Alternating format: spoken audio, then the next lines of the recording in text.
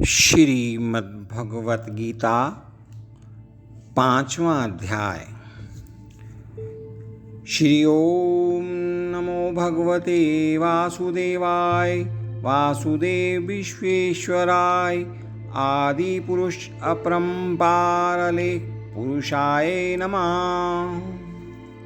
5वां अध्याय प्रारंभ। अर्जुन बोले, हे कृष्ण, तुमने पहले कर्मों का त्याग करने को कहा, फिर कर्म की प्रशंसा करते हो।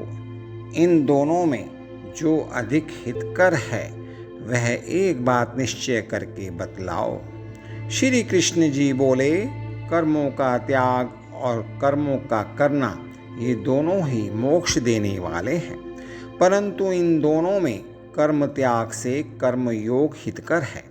जो किसी से द्वेष नहीं रखता, ना किसी पदार्थ की इच्छा करता है, वह सन्यासी है।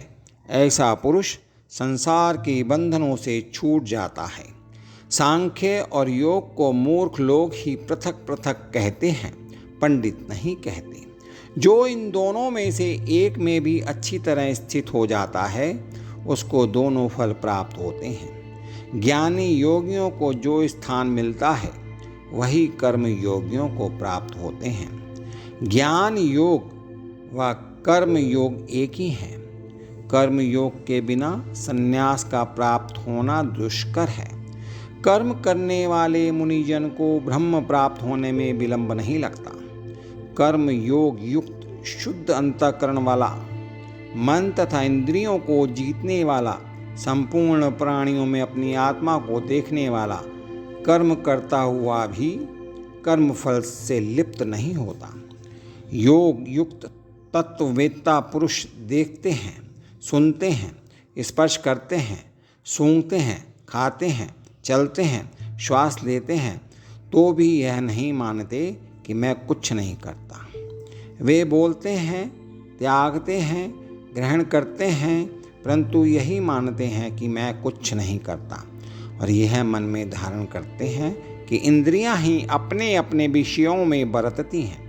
जो प्राणी ब्रह्म में अर्पण कर संग को त्याग कर कर्म करता है, वह पाप से लिप्त नहीं होता। जैसे कमल पत्र पर जल नहीं ठहरता, उसी प्रकार से वह पाप से लिप्त नहीं होता। योगी जन शरीर से, मन से, बुद्धि से तथा इंद्रियों की आसक्ति से रहित होकर आत्मशुद्धि के निमित्त कर्म करते हैं। योग मुक्त पुरुष कर्म फल त्याग कर मोक्ष रूपी शांति का लाभ करता है, और जो योग रहित है वह कर्म की इच्छा के बंधन में पड़ जाता है।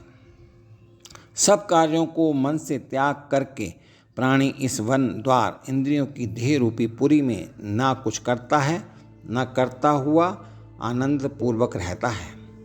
परमेश्वर किसी कर्म में प्रवृत्त नहीं करता, कर्म और कर्म फल को उत्पन्न नहीं करता। ये सब प्रवृत्ति द्वारा होते रहते हैं। परमेश्वर किसी के पुण्य तथा पाप को नहीं लेता। ज्ञान जो अज्ञान से आच्छादित है, उससे जीव मोह को प्राप्त हो जाते हैं, परंतु आत्मज्ञान के द्वारा जिनका ज्ञान नष्ट हो गया है, उनका वह आत्मज्ञान परमेश्वर के रूप को ऐसा भाषित करता है। जिस प्रकार सूर्य संपूर्ण संसार को प्रकाशित कर देता है, उसी परमात्मा में जिसकी बुद्धि स्थिर है और उसी में मन लगाते हैं, उसी में निष्ठ रखते हैं, और जो सदा उसी के ध्यान में लगे हैं, ज्ञान द्वारा जिनके सब पाप नष्ट हो गए हैं, वह इस संसार में जन्मते नहीं। विद्या और विनय से संपन्न ब्राह्मण में, गाय में, कुत्ता में और चांडाल में पंडित जन की दृष्टि समान रहती है। जिसके मन में इस तरह की समानता उत्पन्न हो गई है, उन्होंने इस लोक में जन्म मरण रूपी संसार को जीत लिया है। क्योंकि ब्रह्म निर्दोष और सर्वत्र समान है, इसलिए वे ब्रह्म को प्राप्त हो जाते हैं। जो प्रिय पदार्थ को पाकर प्रसन्न और अप्रिय को पाकर खिन्न नहीं होते, ऐसे स्थिर बुद्धि वाले मोह रहित ब्रह्मवेत्ता को ब्रह्म स्थिर जानो। बाहरी पदार्थों में जो चित्त को आसक्त नहीं होने देता, वही आत्मसुख का अनुभव करता है, और ब्रह्म में अंतःकरण को मिला अक्षय सुख मोक्ष प्राप्त करता है। वे इंद्रियों के स्पर्श से जो भोग देते हैं वे वस्तुतः दुखदायी होते हैं। उनका आदि भी है और अंत भी है। हे कौन्तेय, ज्ञानी लोग हमेशा सदा के लिए ज्ञानी ही होते हैं। ज्ञानी लोग ऐसे भोगों में रत नहीं होते। शरीर छूटने के पहले जो मनुष्य काम और क्रोध के वेग को सहन करने में समर्थ होता है वह योगी और सच्चा सुखी है।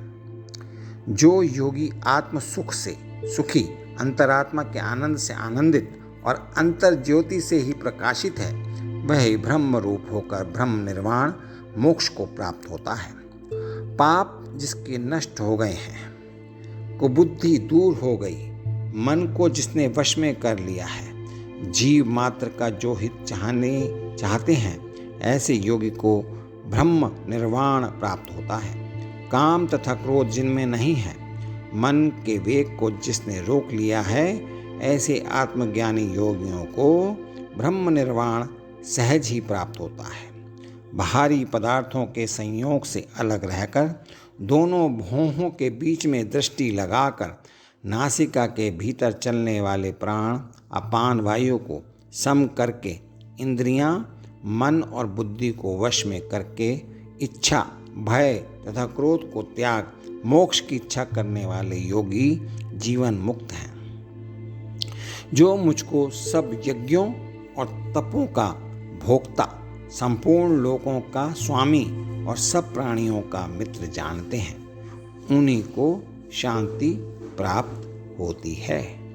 इति श्रीमद्भगवद्गीतासूपनिषद सुब्रह्म विद्या योग शास्त्रे श्री कृष्ण अर्जुन संवादे संन्यास योगो नाम पंचमो अध्याय।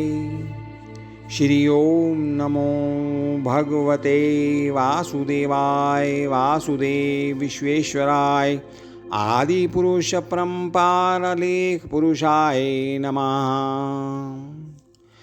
श्रीमद् भगवद गीता 5वें अध्याय का समापन।